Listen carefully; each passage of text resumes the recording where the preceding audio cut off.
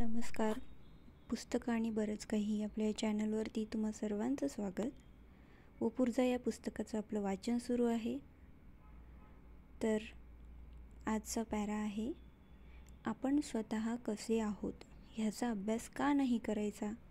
खरं तर आपण कसे आहोत हे ज्याचा तोच 100% जाणून असतो. समोरच्या माणसाला जवळ कधी करायचं, जोडायचं, तोडायचं कधी हे हिशोब चालू असतात. स्वतःचे आई बापही ह्याच हिशोबात बसतात. स्वतःपेक्षा दुसऱ्याला ओळखून घेण्याचा खटाटोप प्रेमापोटी नसून पुष्कळ वेळेला त्याचा उपयोग किंवा वापर कसा करून घेता येईल ह्यासाठी असतो. त्याचे वीक पॉईंट्स समजले की आपण त्याचे मालक झालो.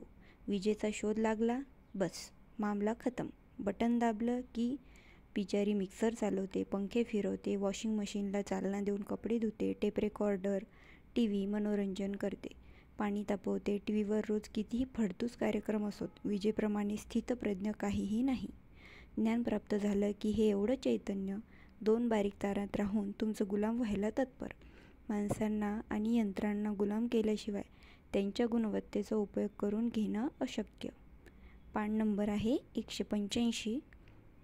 व्हिडिओ आवडला असेल तर लाईक करा, कमेंट करा, चॅनलला सबस्क्राईब करायला विसरू नका.